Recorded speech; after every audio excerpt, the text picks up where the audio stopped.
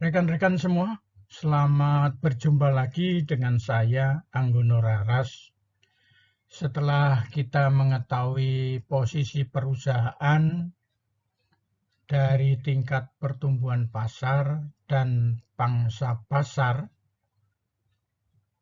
relatif melalui PCG Matrix yang sudah kita diskusikan beberapa waktu yang lalu. Kemudian daya tarik pasar dan kekuatan perusahaan melalui GA Matrix atau General Matrix yang juga sudah kita diskusikan beberapa waktu yang lalu. Begitu pula dengan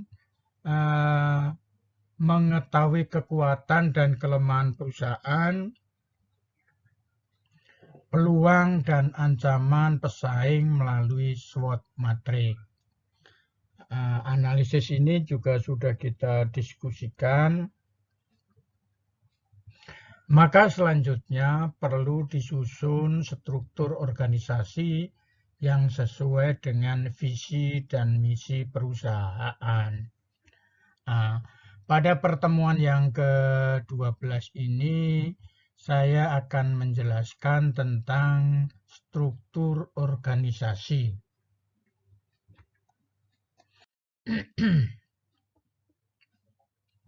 Rekan-rekan semua, pada dasarnya struktur organisasi perusahaan adalah menjadi penentu efektivitas kinerja orang-orang yang menjalankan perusahaan.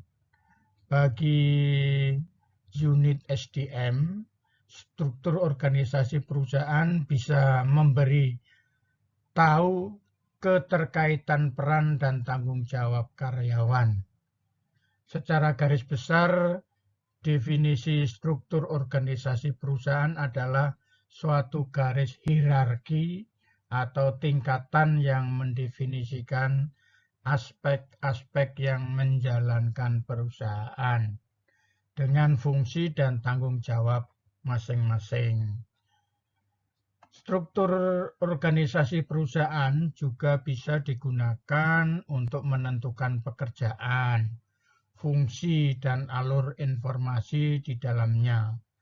Struktur organisasi perusahaan dan tugasnya berperan penting dalam perkembangan perusahaan untuk menentukan arah operasional perusahaan demi mendapatkan tujuan dan pertumbuhan di masa mendatang. Struktur organisasi yang paling sempurna adalah tubuh manusia. Maka dalam diskusi ini saya mencoba memberikan satu gambaran di dalam struktur organisasi itu dengan tubuh manusia. Karena struktur yang paling sempurna di dunia ini adalah struktur yang ada di dalam tubuh manusia. Pengambilan keputusan dalam suatu organisasi dilaksanakan oleh Dewan Direksi. Dewan Direksi ini terdiri dari beberapa orang dan diketuai oleh seorang direktur utama. Pada orang pengambil keputusan dibebankan kepada otak. Jadi pada orang pengambilan keputusan dibebankan kepada otak sebagai pusat kendali dari seluruh kegiatan yang dilaksanakan oleh seseorang. Otak manusia memerintahkan kepada seluruh anggota tubuh untuk menjalankan tugasnya sesuai fungsinya. Ada 5 indera yang dimiliki oleh manusia, yaitu indera perasa, indera peraba, indera penciuman, indera pendengaran, dan indera penglihatan. Panca indera tersebut sebagai alat sensor tubuh manusia terhadap lingkungan. Sebagai implementasi dalam perusahaan, maka disusun hierarki pengambilan keputusan. Untuk itu perlu disusun struktur organisasi. Untuk pembagian tugas, perlu dibuat wewenang dan tugas bagi setiap unit yang dibentuk. Unit apa yang bertugas sebagai indera peraba, penciuman, pendengar, dan penglihatan, maka perlu dilakukan penyusunan struktur organisasi tersebut. Rekan-rekan semua, mari kita coba melihat tipe struktur organisasi. Di dalam tipe struktur organisasi yang akan saya diskusikan ini ada 4. Yang pertama, struktur fungsional. Struktur yang paling umum digunakan dalam perusahaan adalah struktur fungsional. Struktur ini juga kerap disebut sebagai struktur birokrasi organisasi yang memecah perusahaan berdasarkan spesialisasi tenaga kerjanya. Sebagian besar usaha kecil menengah menerapkan struktur fungsional. Contohnya adalah ketika suatu perusahaan membagi fungsinya menjadi beberapa departemen. Kemudian yang kedua, struktur divisional atau multidivisional. Tipe ini umum digunakan pada perusahaan besar yang memiliki banyak unit bisnis. Disebut struktur divisional atau multidivisional karena perusahaan yang menggunakan metode ini menyusun tim kepemimpinannya berdasarkan produk, proyek, atau perusahaan yang mereka operasikan. Karena biasanya perusahaan yang menggunakan struktur ini memiliki ribuan produk dan lini bisnis.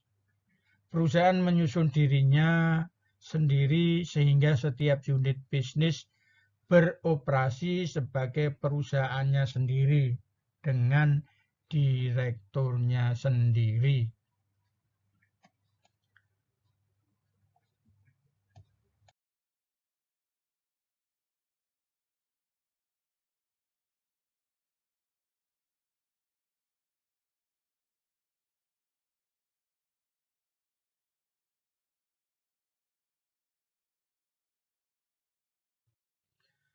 Yang berikutnya yaitu tipe struktur organisasi yang ketiga adalah namanya struktur flatarsi.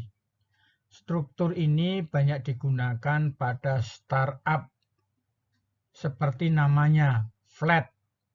Struktur ini memiliki hierarki yang rata dan memberikan banyak kebebasan kepada karyawannya. Perusahaan yang menggunakan struktur jenis ini memiliki kecepatan implementasi yang tinggi. Yang keempat, struktur matrik. Struktur organisasi yang keempat adalah struktur matrik. Struktur ini cukup rumit dan paling jarang digunakan. Struktur ini membuat matrik karyawan di berbagai atasan, divisi, atau departemen.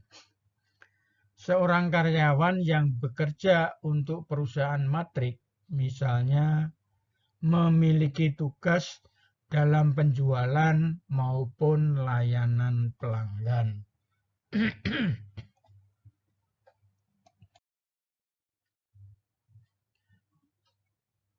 Cara menyusun struktur organisasi.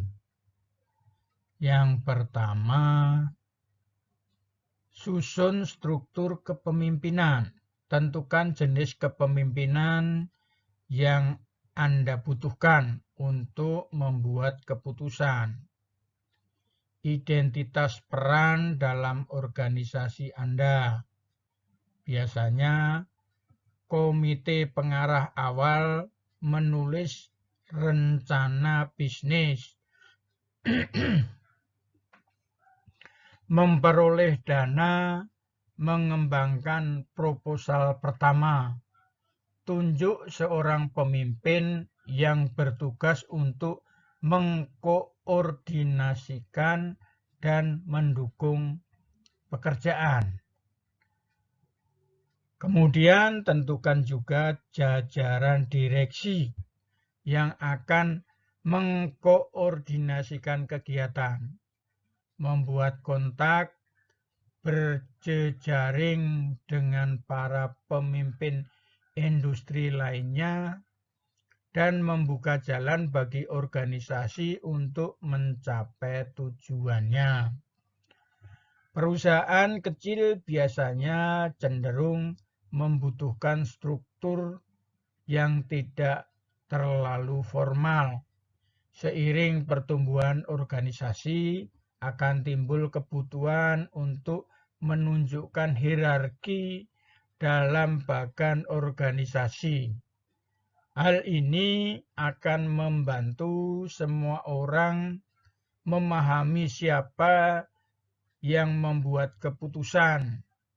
Struktur formal cenderung membantu anggota organisasi bertindak dengan lebih cepat.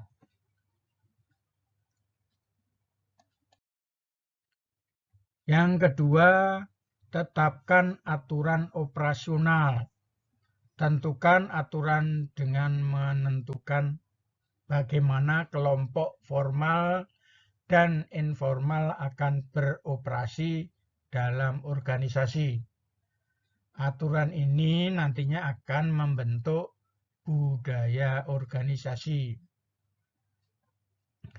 Aturan operasional dapat meminimalkan kesalahpahaman dan kebingungan, terutama jika Anda bekerja di lingkungan dengan budaya yang beragam. Yang keempat, permudah komunikasi antar divisi. Hindari masalah dalam komunikasi dengan mendesentralisasikan otoritas. Dengan mendistribusikan pengambilan keputusan ke seluruh organisasi, manajer di tingkat yang lebih rendah membuat keputusan lebih cepat dan cenderung lebih termotivasi dan bertanggung jawab. Kemudian yang ketiga, evaluasi struktur dari waktu ke waktu. Kembangkan struktur organisasi Anda secara berkala. Seiring dengan pertumbuhan organisasi Anda, bedakan fungsi perusahaan Anda menjadi divisi-divisi yang memungkinkan anggotanya untuk menghasilkan produk dan layanan. Tambahkan kepemimpinan divisi untuk mengelola fungsi yang diperlukan untuk memenuhi kebutuhan spesifik divisi tersebut. Misalnya, seiring pertumbuhan organisasi Anda, tetapkan fungsi training untuk setiap divisi. Memastikan bahwa anggota setiap divisi menerima training organisasi yang disesuaikan dengan peran mereka. Baik, rekan-rekan semua, saya akan coba sedikit menjelaskan tentang apa yang dimaksud dengan Dewan Komisaris. Dalam sebuah perusahaan, Dewan Komisaris biasanya tidak banyak mencampuri urusan teknis perusahaan, tetapi bertugas sebagai pengawas dari Dewan Direksi. Susunan Dewan Komisaris dapat diisi oleh orang-orang yang dijadikan representasi dari pemilik atau perwakilan pemilik perusahaan tersebut. Dengan kata lain, pemilik modal perusahaan bisa menempatkan dirinya sendiri atau perwakilannya dalam jajaran komisaris perusahaan. Oleh sebab itu, tidak heran jika dalam sebuah perusahaan terdapat dewan komisaris yang merangkap sebagai direksi perusahaan. Direksi merupakan sekelompok orang yang bertanggung jawab dalam wewenang mengurus sebuah perusahaan, termasuk perseroan terbatas. Jajaran direksi merupakan bagian terpenting dalam sebuah perusahaan yang membawai bagian-bagian tertentu. Umumnya, sebuah perseroan memiliki direktur utama, wakil direktur utama, serta direktur yang bertugas di bawah direktur utama.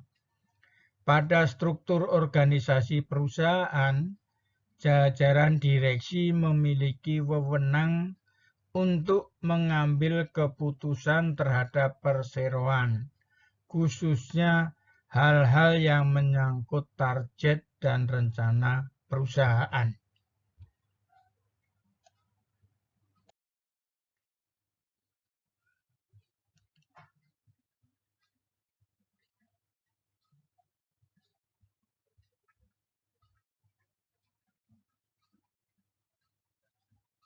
Direktur utama adalah pucuk pimpinan sebuah perusahaan atau biasa disebut juga dengan istilah CEO perusahaan. Direktur utama merupakan orang yang memiliki wewenang merumuskan, menetapkan kebijakan serta program umum perusahaan.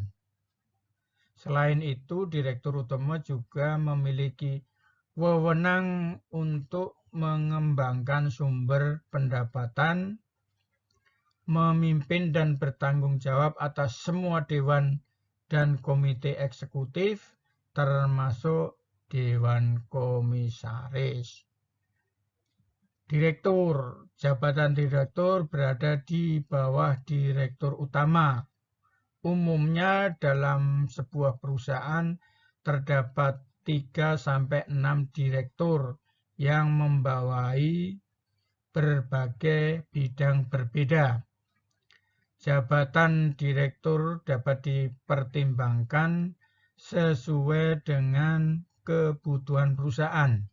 Umumnya dalam sebuah perusahaan terdapat direktur operasional, direktur pemasaran, direktur keuangan, direktur SDM, direktur engineering, dan lain sebagainya, sesuai dengan kebutuhan.